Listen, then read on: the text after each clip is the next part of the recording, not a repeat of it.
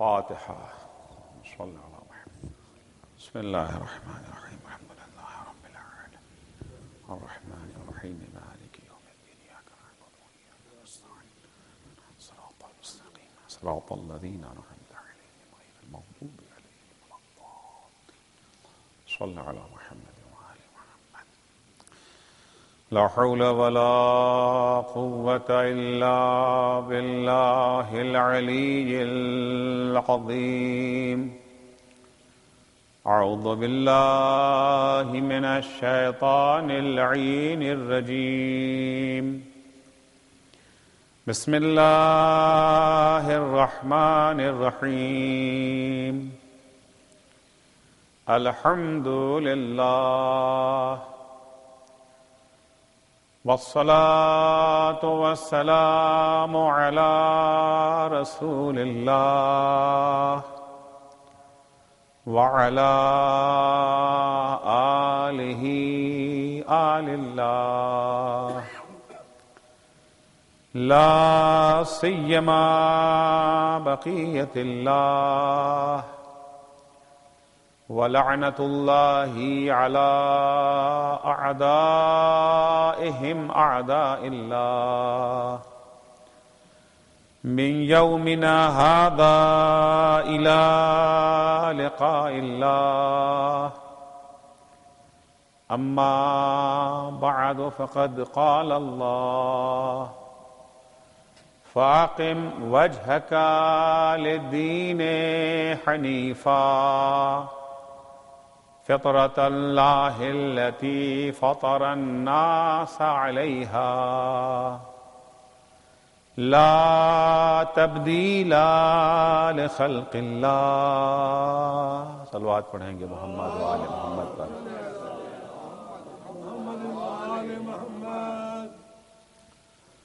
ہم انسانوں کا خالق، ہم انسانوں کا رازق، ہم انسانوں کا مالک اور ہادی اللہ ہم انسانوں سے خطاب کر کے کہتا ہے کہ تم اگر دنیا اور آخرت کی سعادت چاہتے ہو تو اپنا رخ دین حنیف، دین یکتا پرستی کی طرف موڑ دو، کیونکہ یہی وہ دین ہے جسے اللہ نے فطرت انسانی کے عین مطابق بنایا ہے. وہ فطرت جس میں کسی قسم کی تبدیلی نہیں ہو سکتی ہے. اگر کوئی آئین، کوئی مکتب فکر، کوئی دبستان تمہیں خوشیوں سے ہمکنار کر سکتا ہے، حقیقی سکون عطا کر سکتا ہے، تو وہ یہی دین ہے. کبھی بھی اس دین کا سودا مت کرنا، کبھی بھی اس دین سے منہ موڑنے کی کوشش نہ کرنا. کسی مرحلے میں، کسی جگہ پر، کسی مقام پر جہاں مشکلیں پیدا ہو جاتی ہیں وہاں خود یہ دین تمہاری رہنمائی کرتا ہے کہ تمہیں اس مشکل سے کیسے نکلنا ہے. یہ مشکل دین نہیں ہے، آسان دین ہے. شرط یہ ہے کہ اس دین کو سمجھو، اس دین کے قریب آؤ اور اس دین کو گلے سے لگاؤ. اگر کوئی بات تمہاری سمجھ میں نہیں آ رہی ہے تو اسے چھوڑ دینا ضروری نہیں ہے. جب تم ڈاکٹر کے پاس جاتے ہو تو اس کے نسخے پر پہلے یہ جو ہے ریسرچ تھوڑی کرتے ہو کہ اس میں کیا کیا ہے. ہو سکتا ہے بہت ساری باتیں جو تم سے ڈاکٹر کہہ رہا ہے تمہاری سمجھ میں نہیں آ رہی ہے. یہ انجیکشن لگاؤ، اس انجیکشن میں کیا ہے ڈاکٹر صاحب؟ شاید آپ نہ سمجھتے کہ کیونکہ ڈاکٹر صاحب اپنے 10 سال 15 سال کی تحقیقات اور تجربے کا یہ جو ہے نچوڑ ایک لائن میں پیش کر رہا ہے. تو آپ اس کو 1 منٹ میں کیسے سمجھ لیں گے؟ ہاں یہ دیکھو کہ ڈاکٹر لائق ہے یا نہیں، یہ دیکھو کہ ڈاکٹر پڑھا لکھا ہے یا نہیں، مخلص ڈاکٹر ہے یا نہیں. ان باتوں کو ضرور اچھی طرح سے پرکھو، لیکن جب پرکھ لیا، سمجھ لیا، اب اس کے بعد اس سے بحث کرنا، چونچرا کرنا، یہ نہ تمہاری صحت کے لیے مفید ہے اور نہ تقاضائے عقل و شرافت ہے۔ فَأَقِمْ وَجْهَكَ لِلدِّينِ حَنِيفًا، دیکھو کبھی بھی دین سے انحراف کی کوشش مت کرنا۔ وقت پڑے اگر دین کا کبھی ٹکراؤ ہو جائے ہمارے دنیا کے جو ہے مفادات سے، تو دنیا کے مفادات کو قربان کر دینا، دین کو قربان نہ کرنا۔ یہی وہ پیغام ہے جو خدا نے دیا، یہی وہ پیغام ہے جو ائمہ نے دیا، یہی پیغام کربلا ہے، یہی پیغام کربلا ہے۔ ممکن ہے کہ انسان مومن ہو اور بے دین ہو، ممکن ہے کہ انسان مومن ہو اور بے دین ہو، ضروری نہیں ہے کہ ہر مومن دیندار ہی ہو۔ ایک بات آپ کو بتا دیں کہ لفظ ایمان، اسلام، دین، جب کبھی ایمان اور اسلام ایک دوسرے کے یہ جو ہے ایک ساتھ استعمال ہو جائیں، اسلام کا معنی الگ ہوتا ہے، ایمان کا معنی الگ ہوتا ہے۔ وہاں پر اسلام کا معنی ہوگا زبان سے کسی بات کا اقرار، دین کا یعنی توحید کا اور یہ جو ہے رسالت کا اقرار کر لینا، عمل شرط نہیں ہے۔ الاقرار باللسان، عمل ہو یا نہ ہو، شرط نہیں ہے عمل، وہ اسلام ہو گیا۔ اس اسلام کا کوئی فائدہ ہے؟ ہاں فائدہ ہے، اس اسلام کا بھی فائدہ ہے۔ اس اسلام کا فائدہ دنیا تک ہے، آخرت میں اس اسلام کا کوئی فائدہ نہیں۔ دنیا میں کیا فائدہ ہے؟ دنیا میں فائدہ یہ ہے کم سے کم ہندوستان میں کہ گوشت کھانے کی پرمیشن مل جاتی ہے۔ دنیا میں فائدہ یہ ہے کہ شادی بیاہ کی آسانی ہو جاتی ہے۔ دنیا میں فائدہ یہ ہے کہ میراث کے حقدار ہو جاؤ گے، یعنی اگر باپ مومن ہے بیٹا کافر ہے تو کافر کو مومن کی میراث نہیں ملتی، لیکن اگر لا الہ الا اللہ محمد رسول اللہ کہہ لیا میراث مل جائے گی۔ ظاہری طہارت آ جاتی ہے، ان کے ہاتھ سے کھانا پینا جائز ہو جاتا ہے، جان بچ جاتی ہے۔ یعنی جنگ ہو رہی ہے اسلام اور کفر کے درمیان، مسلمان کی زد پر کافر آ گیا، اس نے جیسے ہی کہا لا الہ الا اللہ محمد رسول اللہ، اب اس پر آپ تلوار نہیں چلا سکتے۔ زبردستی دین منوانا نہیں ہے، یہ جنگ ہو رہی تھی، ایک امتیاز اس کو ملا ہے۔ جیسے اس نے کہا لا الہ الا اللہ محمد رسول اللہ، اب دل سے کہا، کیسے ہم اس کے دل کا حال تو نہیں جانتے، ہمیں شک کرنے کا بھی حق نہیں ہے کہ نہیں تو اس نے جان جو ہے بچانے کے لیے لا الہ الا اللہ کہہ دیا ہے۔ اگر دل سے کہا ہے تو یہاں بھی فائدہ وہاں بھی فائدہ، یہاں تلوار سے جان بچے گی، وہاں جہنم سے جان بچے گی۔ لیکن اگر نے زبان سے کہہ دیا ہے، اس نے فقط زبان سے کہا دنیا میں یہ فائدہ ہے، بچ جائے گا۔ تو اسلام اور ایمان اگر ایک ساتھ استعمال ہو تو وہاں کے اوپر اسلام کا معنی ہے زبان سے اقرار، چاہے عمل ہو یا نہ ہو۔ اس اسلام کا فائدہ دنیا میں ہے، آخرت میں نہیں ہے۔ بہت ساری حدیثیں ملتی ہیں اگر یہ نہ کیا تو یہ جو ہے مسلمان نہیں، تو کیا مطلب؟ وہ کافر ہو گیا، اس کے ہاتھ سے کھانا پینا ناپاک نجس، طلاق ہو جائے، الگ ہو جائے میاں بیوی، کیونکہ مومنہ بیوی کافر شوہر کے ساتھ نہیں رہ سکتی، یا اس کا الٹا وہ بھی نہیں ہو سکتا کہ شوہر مومن بیوی کافر ساتھ نہیں رہ سکتے، الگ ہو جائے نہیں۔ مثلا حدیث ہے کہ من اصبح ولم یحتم بامور المسلمین فلیس بمسلم، اگر کوئی صبح اس حال میں کرتا ہے کہ اسے دنیا کے یہ جو ہے مسلمانوں کا خیال نہیں ہے، صرف اپنا خیال ہے، غزہ میں کیا ہو رہا ہے، افغانستان میں کیا ہو رہا ہے، عراق میں کیا ہو رہا ہے، بحرین میں کیا، ہم سے کیا مطلب، ہمیں اپنی فکر ہے، دوسروں سے واسطہ ہمیں نہیں ہے۔ پیغمبر فرماتے یہ جو ہے مسلمان نہیں۔ کیا مطلب مسلمان نہیں ہے؟ یعنی اب اس کو اپنے باپ کی یہ جو ہے میراث نہیں ملے گی، اس کے ہاتھ کا کھانا پینا جائز نہیں، مسلمان آخرت کا جو فائدہ ہے وہ اسے نہیں ملے گا۔ من بات شبعانا وجارہ جائع فلیس بمسلم، تو پیٹ بھر کے کھانا کھا کے سو رہے اس حال میں کہ اس کا پڑوسی بھوکا ہے، یہ مسلمان نہیں ہے۔ یعنی کیا مطلب مسلمان کافر ہو گیا؟ نہیں، آخرت کا فائدہ اس سے نہیں ملے گا۔ تک گفتگو آئی ہے، واقعہ نقل کر دوں، نجف اشرف میں ایک مرجع تقلید کے پاس ایک عالم دین تشریف لے گئے اجازہ لینے کے لیے، نہیں پتہ اجازہ خمس ہے، اجازہ روایت ہے، اجازہ حدیث، کوئی بھی اجازہ ہو، بہرحال اجازہ لینے گئے۔ ان مجتہد نے کہا کہ میں تمہیں اجازہ نہیں دوں گا، پہچانے اسلام کیا ہے؟ کیوں؟ کہ تم فاسق ہو۔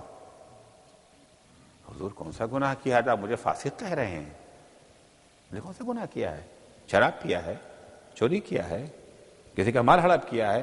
عام طور سے گناہ تو ہم لوگ یہ 2-4 گناہ اسی کو سمجھتے ہیں نا، گناہوں کے فہرست گناہ 2-4 گناہ، الحمدللہ ہم نے تو کچھ نہیں کیا، ہم پاک و پاکیزہ ہیں۔ تم فاسق ہو۔ میں کیوں فاسق ہوں؟ میں نے کیا کیا ہے؟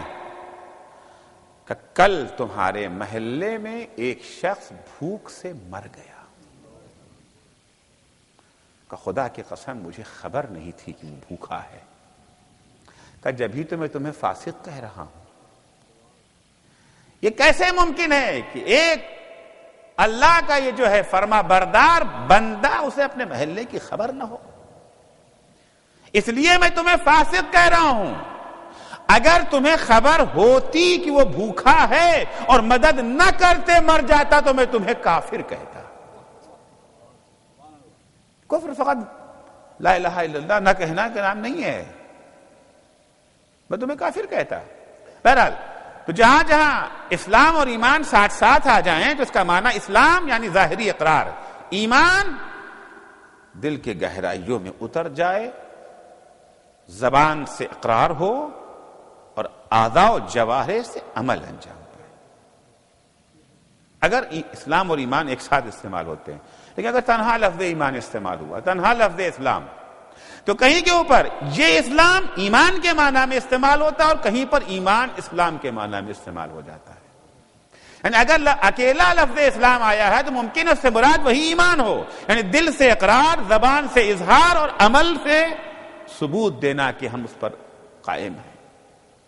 جناب ابراہیم کے سلسلے میں ہے نا، ما کان ابراہیم یہودین ولا نصرانیہ، پھر کیا ہے؟ کانا مسلمن حنیفا۔ کس معنی میں یہ جو ہے تھے مسلم؟ فقط زبان سے اقرار کے معنی میں تھے مسلم؟ تو اگر یہ الگ الگ، اس کو یاد رکھیے گا، یہ جو ہے فنی بحث تھی جو میں نے آپ کی علمی بحث تھی جو پیش کر دیا، فرق اسلام اور ایمان کا۔ اگر دونوں ایک ساتھ استعمال ہو رہے ہیں، جیسے قالت الاعراب آمنا قل لم تؤمنوا، وہ کہتے تھے میں ایمان لائے، نہیں تم ایمان نہیں لائے، کہو کہ ہم اسلام لائے، قالوا اسلمنا، قولوا اسلمنا۔ تو یہاں ایمان الگ ہے، اسلام لما يدخل الایمان فی قلوبکم، ابھی ایمان تمہارے دل کی گہرائیوں میں نہیں اترا ہے۔ تو اگر الگ الگ استعمال ہوتے ہیں تو دونوں ایک دوسرے کے معنی میں، کہیں پر ایمان اسلام کے معنی میں یعنی صرف زبان سے اقرار ہے، کہیں اسلام ایمان کے معنی میں یعنی دل میں بھی ہے، زبان پر بھی ہے اور عمل میں بھی ہے۔ فرق تھا عرض کیا۔ تو ممکن ہے کہ انسان مومن ہو لیکن بے دین ہو، یعنی وہ مومن ایسا ہے کہ جہاں کہیں مصلحتیں اس کی اپنی ہیں وہاں تو دین پر عمل کرتا ہے، اور جہاں مصلحتیں نہیں ہیں وہاں دین سے یہ جو ہے بیگانہ ہو جاتا ہے۔ پیغمبر اسلام صلی اللہ علیہ وآلہ وسلم نے فرمایا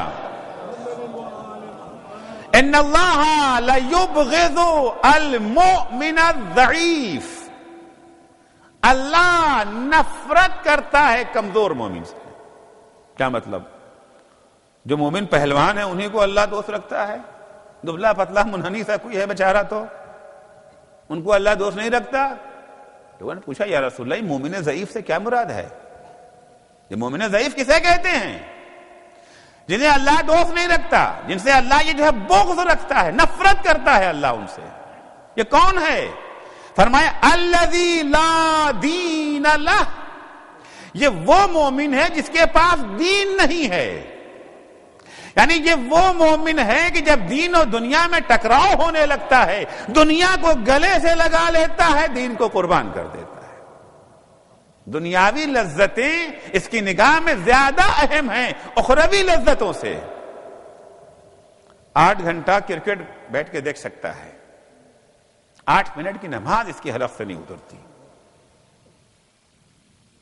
8 منٹ کی نماز اس کے لیے بھاری ہے نا. بولے باپ رے باپ, نماز پڑھنی پڑے گی, کیسے بھاگ جائیں, کیسے فرار کر لیں.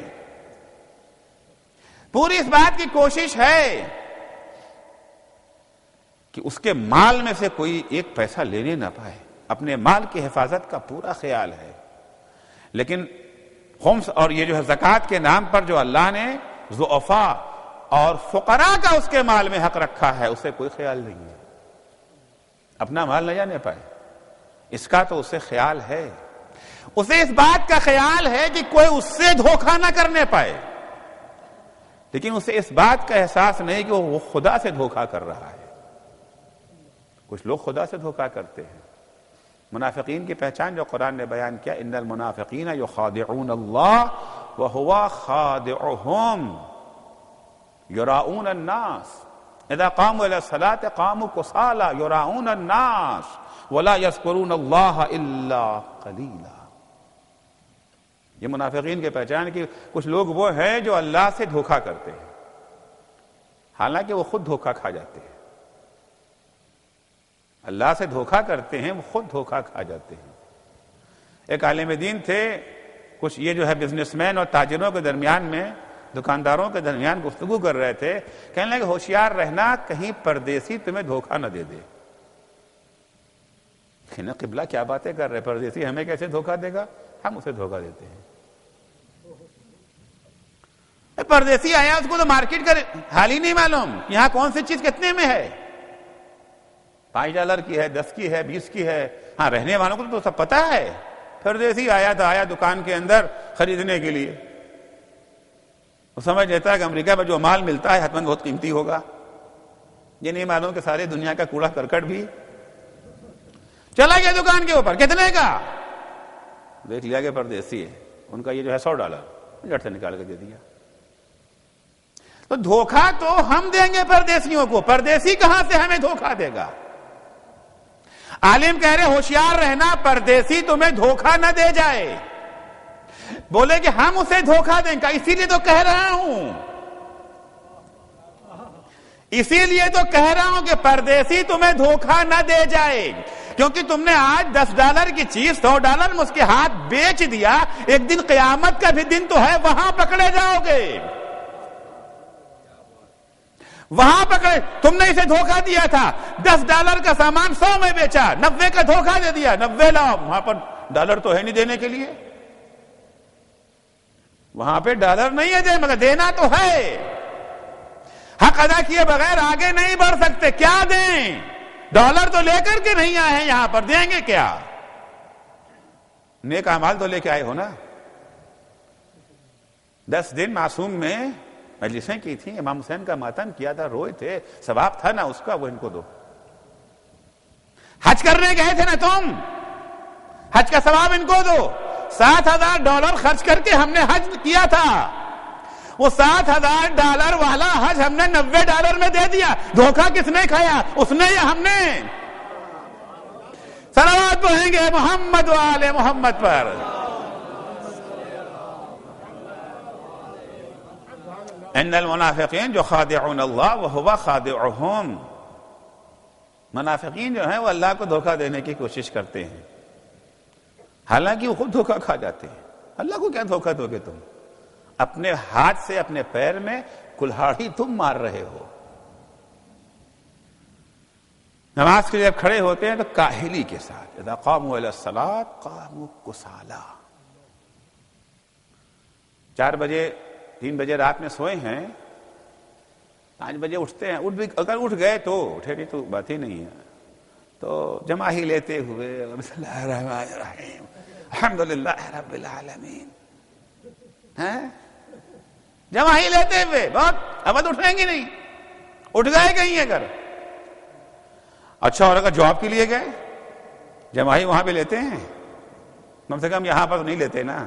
ہم لوگوں کے یہاں تو سب کچھ چل جاتا ہے, سو بھی سکتے ہیں, لیکن یہاں تو فوراً فائر کر دیں گے. یہاں پہ بالکل چاق و چوبند دکھانا یہ ہے کہ ہمارے اندر کوئی کمی نہیں ہے. اذا قاموا الى الصلاة قاموا كسالى، جب نماز کے لیے اٹھتے ہیں وہ شادابی نہیں ہوتی، ایک بوجھ ہے ان کے اوپر. لا يذكرون اللہ الا قلیلا، اللہ کو تھوڑا سا یاد کرتے ہیں کبھی کبھار. 24 گھنٹے میں تو چند منٹ کے لیے یاد کر لیا، بقیہ پوری زندگی جو ہے یاد خدا سے خالی. ایک مومن وہ ہے جس کی زندگی کا کوئی لمحہ یاد خدا سے خالی نہ ہو. تجارت کر رہا ہے تو یاد خدا کے ساتھ، بزنس کر رہا ہے یاد خدا کے ساتھ، کارخانے لگا رہا ہے یاد خدا کے ساتھ، جنگ کر رہا ہے یاد خدا کے ساتھ. جب اس طرح کا بزنس ہوگا، ایسا کاروبار ہوگا، ایسی جنگ ہوگی تو کبھی کسی پر ظلم نہیں ہوگا. دنیا آباد ہوگی، آپ کی دنیا آباد ہوگی کسی کی دنیا ویران کیے بغیر، دنیا کسی کی اجاڑے بغیر. آج بہت سارے ملکوں نے ترقی کی ہے، اپنا ملک آباد کر لیا دوسرے ملکوں کو ویران کرنے کی قیمت پر. یہاں جب ترقی ہوگی تو اس طرح سے ترقی ہوگی. بہت سے لوگ کہتے ہیں نا کہ دین کے ساتھ ترقی نہیں ہو سکتی. دین کے ساتھ ترقی ہوگی مگر ایسی ترقی ہوگی جہاں دوسروں کو ویران نہیں کیا جائے گا. کیونکہ دین جب میدان عمل میں آنے کی دعوت دیتا ہے صرف اپنے فائدے کے لیے نہیں. میں نے عرض کیا تھا دولت کمائیں، جتنی زیادہ دولت کما سکتے ہیں دولت کمائیں، مگر یاد رکھیں کہ سب یہ آپ کے لیے نہیں ہے. دولت اپنے لیے کمانا اور ہے، دوسروں کے لیے کمانا اور ہے. یہ جو ہے مولا کائنات کا میں نے تذکرہ کیا تھا نا، $1 بلین کی دولت کمائی تھی علی نے. جتنا علی نے کام کیا تھا 25 سال کے دوران، جتنے چشمے کھودے تھے، جتنے باغات لگائے تھے، ان سب کی قیمت جب نکالی گئی ہے، جو سب کتابوں میں محفوظ ہے نا، موقوفات علی کے نام سے، کیونکہ علی جو کچھ کام کرتے تھے اسے جو ہے وقف کر دیتے تھے علی العوام، اپنے لیے رکھتے کچھ نہیں تھے. $1 بلین. تو $1 بلین دنیا آباد تو ہوئی مگر کسی کی دنیا ویران کر کے نہیں. اگر دین کے سائے میں، کیونکہ دیکھیے اسلام کے اندر انسان کی ذمہ داریاں دوسروں کے سلسلے میں بھی بہت ساری ہیں. اقتصادی ذمہ داریاں اسلام میں 4 حصوں میں بٹی ہوئی ہیں. 4 اسٹیج کہہ لوں، 4 اسٹیج ہے. پہلا مرحلہ جو کمایا ہے اس میں خمس و زکوٰۃ. خمس کیا ہے؟ سیونگ، بچت میں سے 20%. یہی ہے نا، آمدنی میں سے نہیں.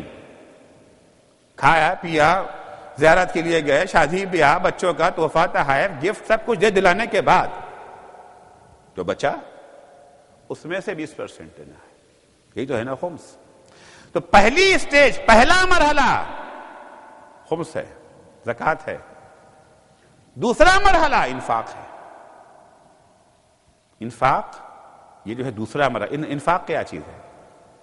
قرآن مجید میں ہے، پھر قرآن میں انفاق کا ذکر بہت ہے نا. ينفقون عنوان سے بہت جگہوں پر ذکر کیا ہوا. جہاں نماز ہے نماز کے ساتھ ساتھ انفاق ہے، فلاح ہے. آئے پیغمبر کے پاس، یا رسول اللہ انفاق کیا ہے؟ صلی اللہ علیہ محمد وسلم، انفاق کیا ہے؟ قرآن نے نقل کہ یسألونک ماذا ينفقون. خمس تو جان گئے، زکوٰۃ تو جان گئے، اب یہ انفاق کیا چیز ہے جس کا بار بار حکم ہے قرآن میں؟ یسألونک ماذا ينفقون. آیت اتری قل العفو. جو چیزیں گھر میں اضافی ہیں، ایکسٹرا جو چیزیں ہیں. خمس میں کیا تھا؟ سیونگ میں سے 20%. کمایا کا جایا $10,000 بچ گیا، $10,000 میں سے آپ کو دینا ہے، $2,000 نکال دیا، 8,000 پھر بھی بچا ہے نا. اب انفاق کیا ہے؟ جو ایکسٹرا آپ کے پاس ہے. البتہ وہ خمس و زکوٰۃ واجب ہے، انفاق واجب نہیں ہے. یہ کمال ہے، یہ اسلام کی پہچان ہے، ایک مسلمان کی تہذیب ہے، کلچر ہے مسلمان کا. واجب نہیں ہے. ہم نے $100 کمایا، خرچہ ہمارا ہے یہ جو ہے $50 کا. اکیلے ہیں، تنہا ہے، بیوی بچے نہیں، کوئی نہیں، $50 میں ہمارا خرچہ ہو گیا، 50 بچ گئے. سیونگ کریں، غریبوں کو دے دو.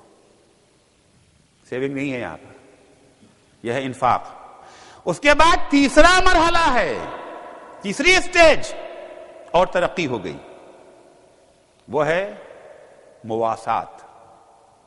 یاد رکھیے گا لفظوں کو، مواسات. مواسات کیا ہے؟ مواسات ہے اپنے مومن بھائیوں کے دکھ درد میں شریک ہونا، ان کے دکھ درد میں شرکت کرنا ہے مواسات. ہم نے $100 کمایا، $100 ہماری اپنی ضرورت ہے، سیونگ کچھ نہیں ہے، بچت کچھ نہیں، اضافہ کچھ نہیں، ایکسٹرا کچھ نہیں ہے. $100 ہماری ضرورت، ہمارا ایک برادر مومن ہے، محتاج ہے، اس کی بھی ضرورت ہے. $100 کی اسے بھی ضرورت کے پاس نہیں ہے. 50 اسے دے دیں گے، 50 اپنے پاس رکھ لیں گے. ایک روٹی ہمارے پاس، آدھی ہم کھائیں گے، آدھی اسے کھلا دیں گے. یہ ہے مواسات، یہ ہے شیعوں کی پہچان. انفاق عام مسلمانوں کی پہچان تھی. اب تیسرا مرحلہ آیا نا، شیعوں کا رتبہ بڑا ہے نا، تو جن کے رتبے ہیں بڑے ان کو سوا مشکل ہے، خام خواہ کا رتبہ نہیں ملتا. تیسرا مرحلہ جو ہے مواسات، یہ شیعوں کی پہچان ہے. حضرت امام جعفر صادق علیہ الصلوۃ والسلام فرماتے ہیں کہ اگر ہمارے شیعوں کو پہچاننا ہے، شیعت بہت بڑا درجہ ہے، بہت بڑا مقام ہے شیعت. کبھی انشاءاللہ اگر ہوا تو بیان کروں گا شیعت ہے کیا، کتنا بڑا درجہ ہے، بہت بڑا مقام ہے شیعت. اگر یہ پہچاننا ہے کہ شیعہ ہے یا نہیں ہے، اب بتا، ایک شیعہ دنیا والا ہے ایک آخرت والا. میں آخرت والے کی بات کر رہا ہوں، دنیا والے کی بات نہیں کر رہا. دنیا میں انشاءاللہ ایسا بھی ہے. اگر پہچاننا ہے، چونکہ ہر دعوے کا ثبوت چاہیے نا. یہودیوں نے دعویٰ کیا ہم اللہ کے دوست ہیں، اللہ نے کہا ثبوت دو. سورہ جمعہ میں ہے نا، قل یا ایھا الذین ھادوا ان زعمتم انکم اولیاء للہ من دون الناس فتمنوا الموت ان کنتم صادقین. یہودیوں نے دعویٰ کر دیا ہم اللہ کے دوست کا ثبوت دو. اگر کوئی کسی کا دوست ہوتا ہے، دوستی میں سب سے اہم چیز یہ ہوتی ہے کہ دوست کو دوست سے ملنے کا بڑا شوق ہوتا ہے. کوئی ایسا دوست ہو اور دوست سے ملنے کا شوق نہ ہو؟ دوست کو دیکھتے ہی اس کی باتیں کھل جاتی ہیں. اگر تم اللہ کے دوست ہو، سچ بولتے ہو، تو موت کی تمنا کرو. موت کیا ہے؟ لقاء اللہ ہے نا. یہودیوں سے تو کہتے ہیں اگر تم اللہ کے دوست ہو تو ثبوت پیش کرو. ہم سے ثبوت نہیں مانگیں گے. تم اگر اہل بیت کے چاہنے والے ہو، اہل بیت کے ماننے والے ہو، کوئی ثبوت، کوئی علامت تو ہونا چاہیے نا. علامت کیا ہے؟ امام فرماتے ہیں امتحنوا شیعتنا، ہمارے شیعوں کو پرکھو، پہچانو، جانچ کرو کوئی ہے یا نہیں ہے. جانچ کراتے ہیں نا، اپنے خون کی جانچ کراتے ہیں، فلاں کی جانچ کراتے ہیں، دیکھنے کے لیے لیب میں جا کر کے ہم صحت مند ہیں یا بیمار. یہ تو جسم کا جانچ کرنا ہوا نا، جسمانی لیب میں جاتے ہیں. اب روح کی صحت کو سمجھنے کے لیے روحانی لیب میں آنا پڑے گا. امتحنوا شیعتنا، امام صادق یہ جو ہے لیب دے کے جا رہے ہیں آپ کو، اور جانچ فری ہے اور آٹومیٹک ہے. یہاں پر ہوتا ہے وہ سکہ ڈال دیا تو ہو گیا، یہاں سکہ ڈالنے کی ضرورت نہیں ہے، فری کی لیب ہے. امتحنوا شیعتنا عند مواقیت الصلاۃ، اگر ہمارے شیعوں کو پرکھنا ہے کہ شیعہ ہیں یا نہیں تو ان کو نماز کے موقع پر رکھ لینا. اذان ہونے کے بعد دیکھو ان میں ہلچل آئی کہ نہیں آئی، ان میں کوئی تبدیلی آئی یا نہیں، نماز کی آمادگی ہے یا نہیں ہے. امتحنوا شیعتنا عند مواقیت الصلاۃ کیف محافظتهم علیہا، کہ وہ نماز کی حفاظت کیسے کرتے ہیں. پڑھنا اور چیز ہے، حفاظت کرنا اور چیز ہے. شیعہ فقط نماز پڑھتا نہیں ہے، نماز کی محافظت کرتا. محافظت کیا مطلب؟ یعنی نماز کو اول وقت انجام دینا. جیسے ہی نماز کا وقت آ گیا، امام خمینی اپنی کتاب آداب الصلاۃ میں لکھتے ہیں کہ پیغمبر کی حدیث کو نقل کیا ہے کہ جب انسان نماز کو اول وقت پڑھتا ہے تو نماز ایک خوبصورت شکل میں اللہ کے پاس جاتی ہے. نماز کہاں جائے گی؟ اللہ کے پاس جائے گی نا. تجسم اعمال خود ایک بحث ہے، فی الحال سے نہیں چھڑنا چاہتا. خوبصورت شکل میں اللہ کے پاس جائے گی اور جاتے جاتے دعا دیتی جائے گی کہ پالنے والے جس طرح سے اس نمازی نے مجھے عزت بخشی تو اسے عزت بخش. اور جب انسان نماز کو دیر سے پڑھتا ہے، مگر پڑھ لیں گے ابھی کیا، مؤذن نے اذان دے دیا، پڑھ لیں گے، وہ تو بات کر رہے ہیں. ارے بھائی جماعت شروع ہو چکی ہے، اور عشاء میں دونوں شامل ہو جائیں گے، مغرب عشاء دونوں نپٹا دیں گے. ابھی کیا جلدی کاہے کی ہے؟ ابھی تو کھانا کھا رہے ہیں، ابھی تو ٹی وی دیکھ رہے ہیں، ابھی تو میچ چل رہا ہے. بھائی فائنل میچ اگر ہے تو پھر کیا کہنا، ورلڈ کپ ہے تو کیا کہنا. نہیں دیکھنا ہے ابھی کیا ہوتا ہے، کون آؤٹ ہوا، کس نے کیا کیا. ابھی تو کاروبار کر رہے ہیں، ابھی تو بزنس ہے، ابھی تو گاہک آیا ہوا ہے، ابھی تو ان سے ملنا، ابھی تو کھانا نہیں کھایا ہے. 1000 بہانے پڑھ لیں گے، ابھی تو سورج ڈوبنے میں بڑا ٹائم ہے. اگر نماز کو انسان نے پڑھا تو مگر تاخیر سے پڑھا تو نماز، وہ بھی نماز تو جائے گی اللہ کے پاس، لیکن وہ بدصورت شکل میں جائے گی، اور جاتے جاتے نمازی کو بد دعا دیتی جائے گی کہ پالنے والے جس طرح اس نے مجھے ذلیل کیا تو اسے ذلیل کر، تو اسے ذلیل کر. سمجھ میں نہیں آتا کہ اول وقت پڑھنے میں عزت اور دیر میں پڑھنے میں ذلت کہاں سے آ گئی. نماز تو نماز ہے نا بھائی، اتنی ہی نماز پڑھا جتنی اول وقت پڑھنا تھا. وہی سورہ ہے، وہی حمد ہے، وہی رکوع ہے، وہی قیام، وہی سجود، وہی تشہد، وہی دعائیں، وہی تسبیح، کوئی فرق نہیں ہے، سب کا سب وہی ہے. اول وقت اگر پڑھ لیا تو عزت، اور تاخیر سے پڑھا تو ذلت. یہ کیا مفہوم ہے؟ مثال آپ کی خدمت ایک پیش کرتا ہوں، بات بالکل واضح ہو جائے گی. کسی صاحب کی دعوت تھی، شادی تھی، ہمیں بھی بلایا، ہم بھی وہاں گئے. ہم نے وہاں دیکھا کہ جب یہ جو ہے وی آئی پیز آتے ہیں، اہم لوگ آتے ہیں، تو ان کو ہاتھوں ہاتھ لیتے، کھانا آیا، چائے آیا، پہلے ان کو دیتے ہیں. ہوتا ہے نا، ہم لوگ بھی کہیں جاتے اگرچہ ہم لوگ بڑے نہیں ہیں، لیکن بہرحال سماج بڑا سمجھ لیتا ہے، اور سب لوگ بیٹھے ہوئے ہیں، چائے آئی، پہلے قبلہ کو دو. کہتے ہیں کہ نہیں کہتے ہیں؟ اور جو بیچارہ معمولی آدمی ہیں، سب سے بعد میں گھر کے نوکر چاکر ملتا، ان کو بھی ہے.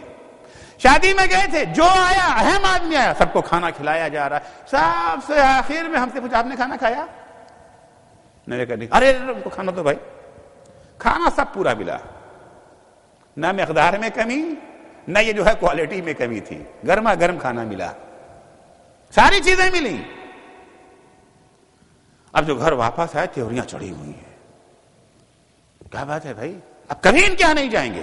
ذلیل کرتے ہیں بلا کر کے. کیوں کھانا نہیں ملا؟ کہ کھانا تو ملا، کم ملا، کہیں کم بھی نہیں ملا، کوالٹی خراب تھی، کہیں وہ بھی نہیں. پھر غصہ کہے کا ہے کہ سب کو کھلا چکے تب ہمیں پوچھا. تو پہلے پوچھ لینا ہمارے ہاں عزت ہے یا نہیں.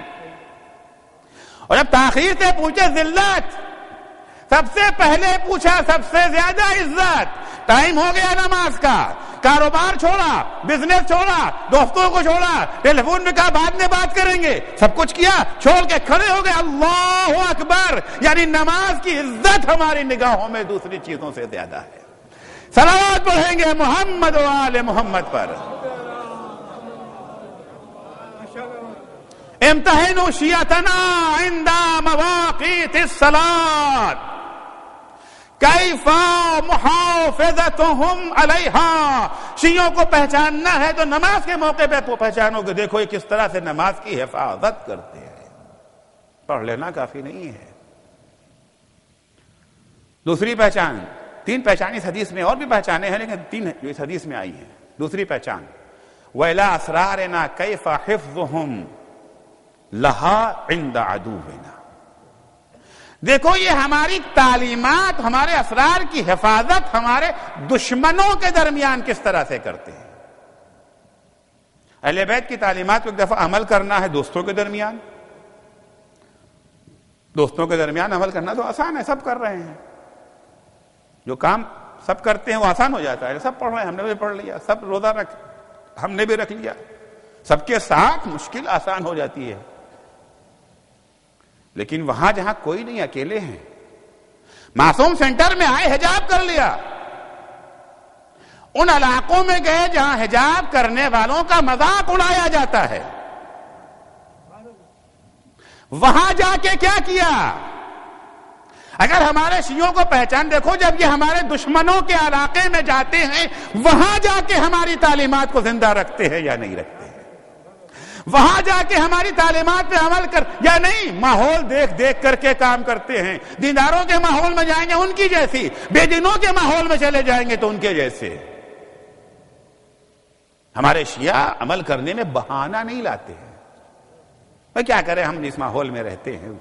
اگر آپ اس ماحول میں نہیں عمل کر سکتے ہیں تو آپ کو وہاں پر رہنے کی کس نے پرمیشن دی ہے؟ ہجرت کاہے کے لیے ہے؟ ہجرت فقط پیسے کی خاطر؟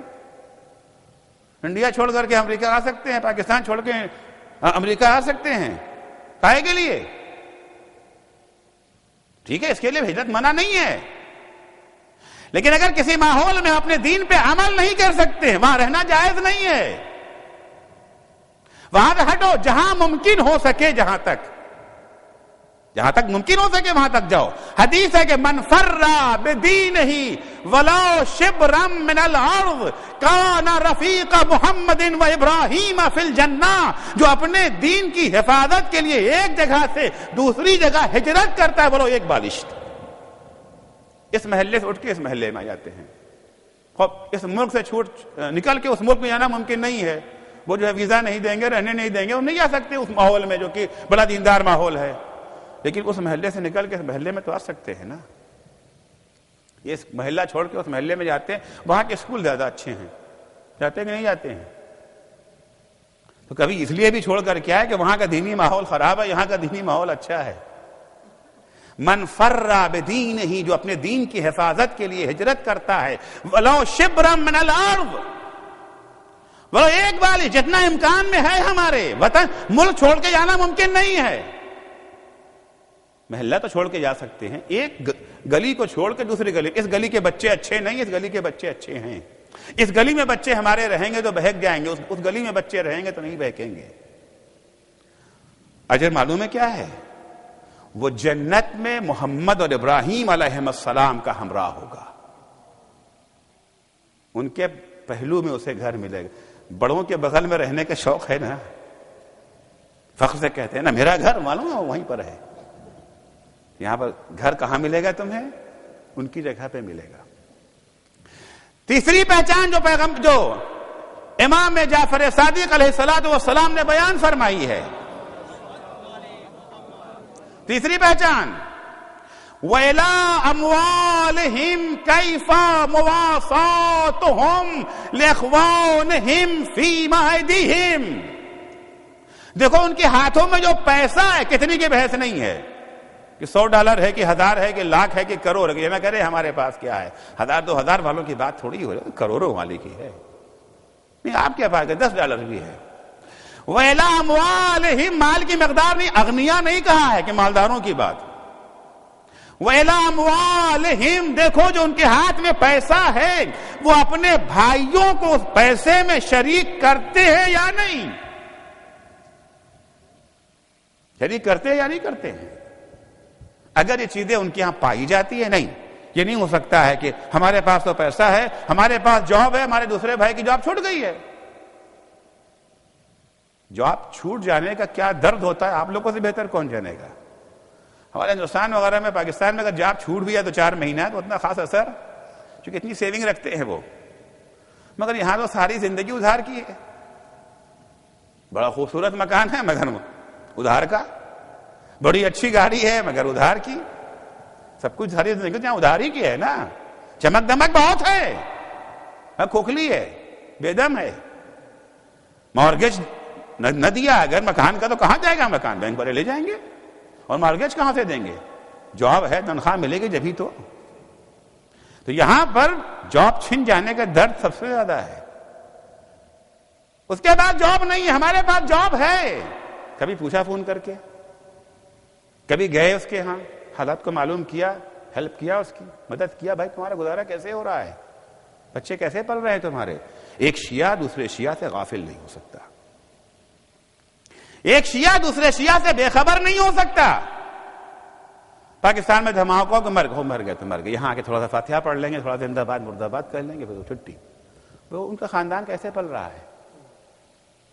14 کے بچے کے سال میں ہیں تو چلے گئے نا، ان کو آپ روک نہیں سکتے تھے. لیکن جو رہ گئے ہیں ان کے لیے کیا کیا آپ نے؟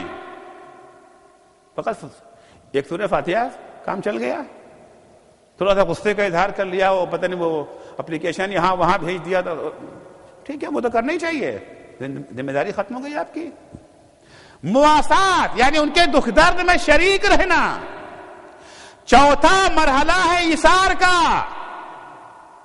پہلا مرحلہ خمس و زکوٰۃ، دوسرا مرحلہ انفاق جو ایک اسلام کی پہچان ہے، تیسرا مرحلہ ہے مواسات جو شیعوں کی پہچان ہے، چوتھا مرحلہ ہے ایثار جس مرحلے میں صرف اہل بیت نظر آتے ہیں. ایثار کیا ہے؟ ایک روٹی ہمارے پاس ہے، ہم بھی بھوکے، ہمارا بھائی بھی بھوکا. مواسات تھا کہ آدھا آدھا آدھا آدھا.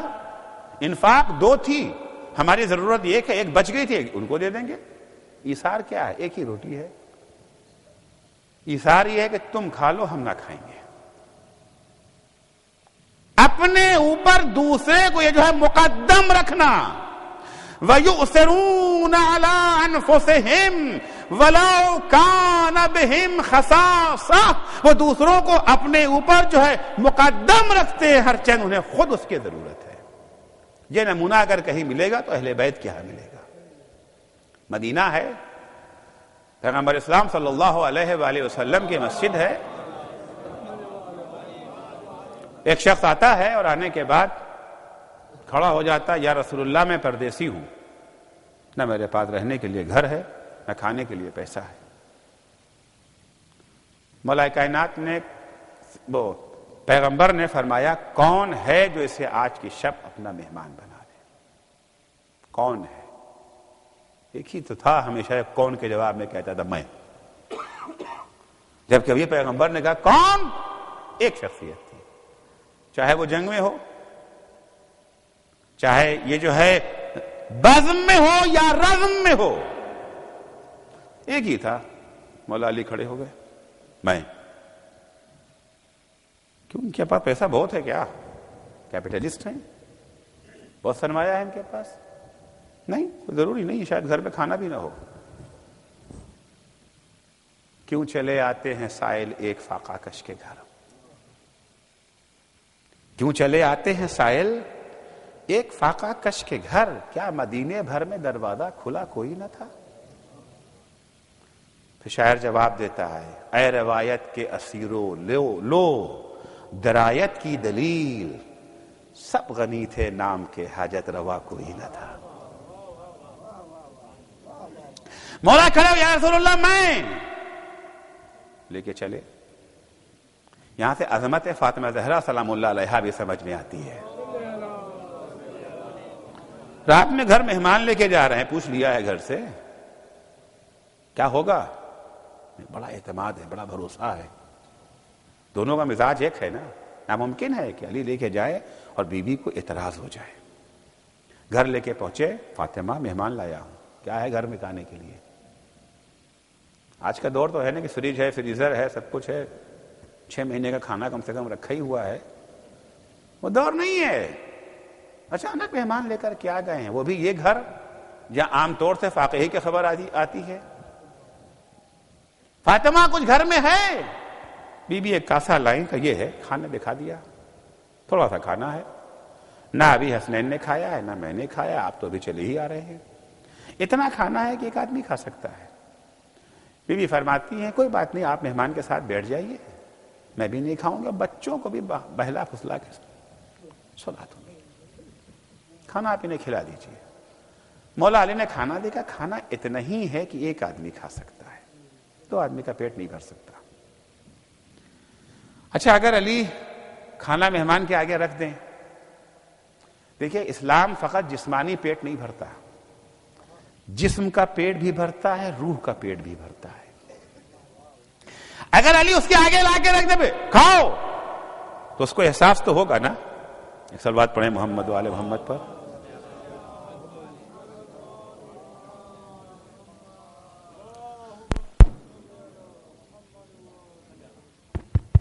اگر مولا اس کے آگے کھانا لا کے رکھ دے تم کھاؤ اور مولا خود نہ کھائیں تو اس کو تو پتا ہے نا کہ علی نے کھانا نہیں کھایا ہے. شرمندگی ہوگی نا اسے، میری وجہ سے میرا میزبان بھوکا رہ گیا. کھانا تو کھا لے گا مگر ضمیر جو ہے ملامت کرے گا. علی یہ نہیں چاہتے، نہ چاہتے کہ بھوکا رہے، دونوں گھر بیٹھ جائیں گے، اس کا پیٹ نہیں بھرے گا، اور نہ یہ چاہتے ہیں کہ وہ ضمیر کی جو ہے ملامت کا شکار ہو جائے. حکمت عملی سے کام لیتے ہیں، کسی بہانے سے چراغ کو گل کر دیا.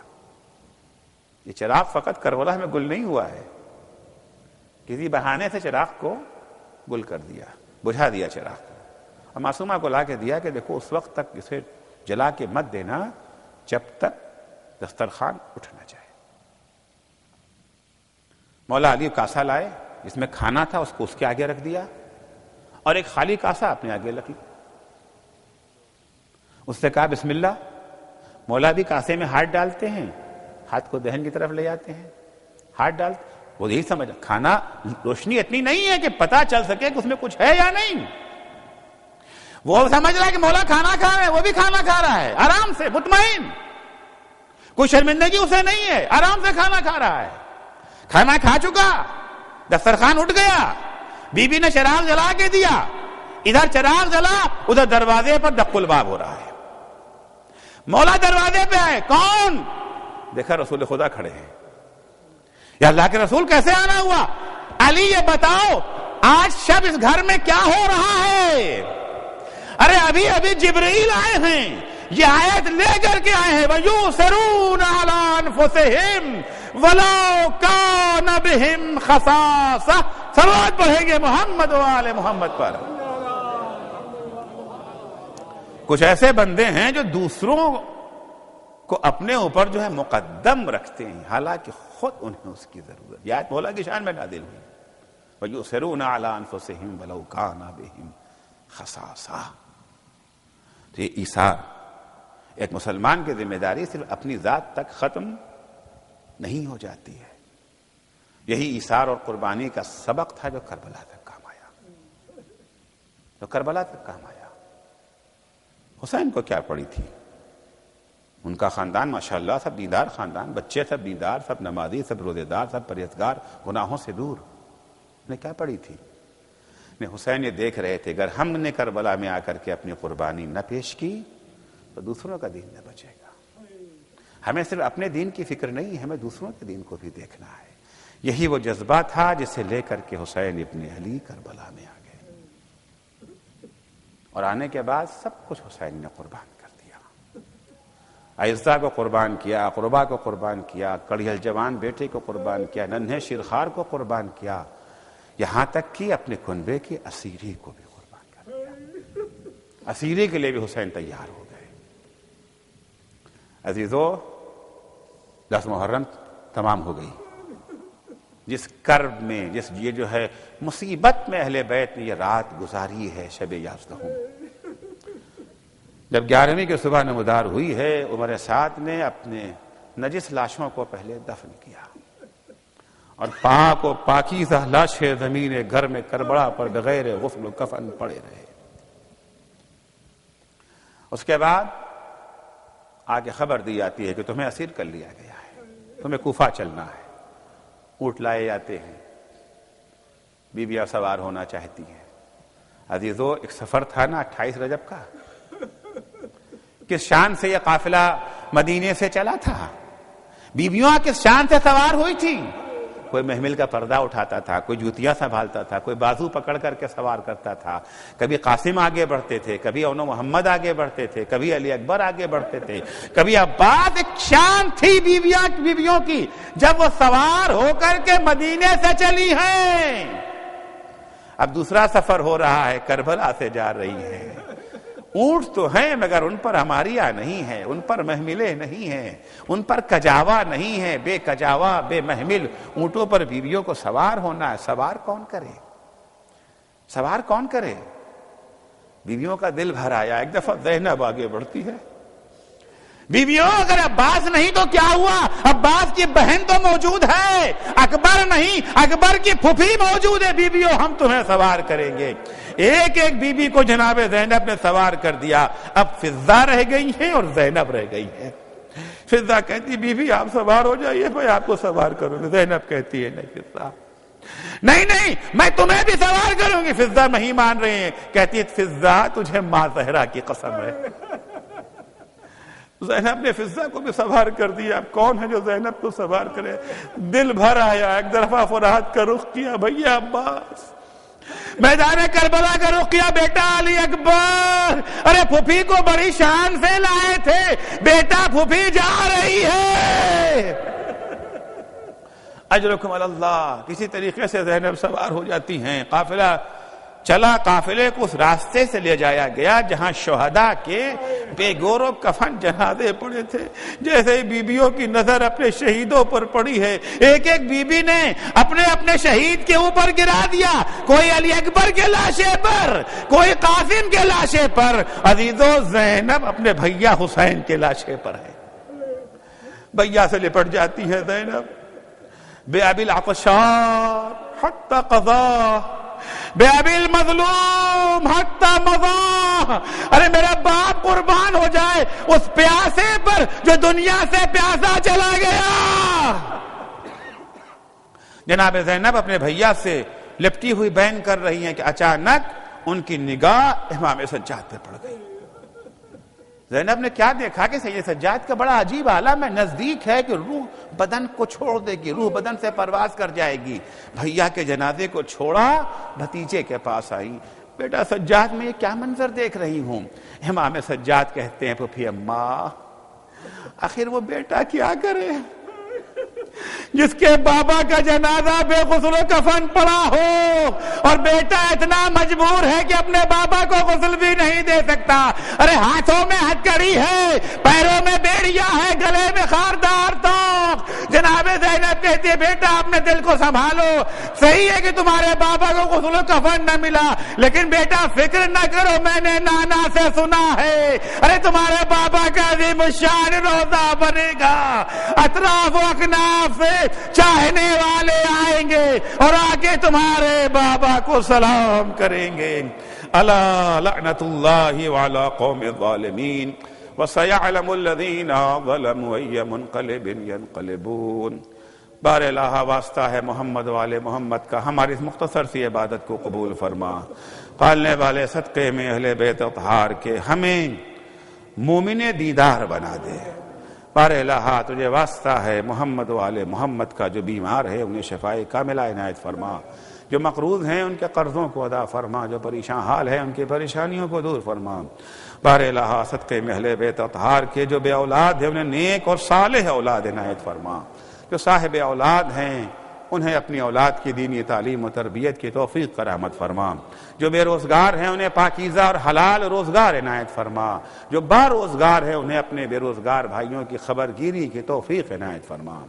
بار الہ واسطہ ہے محمد والے محمد کا, امام زمانہ کے ظہور میں تعجیل فرما. جب حضرت کا ظہور ہو تو ہمارے اعمال ایسے ہوں کہ ہم ان کے اصحاب و انصار میں شمار ہو سکیں. اللہم عجل فی فرج مولانا صاحب الزمان واجعلنا من اعوانہ وانصارہ.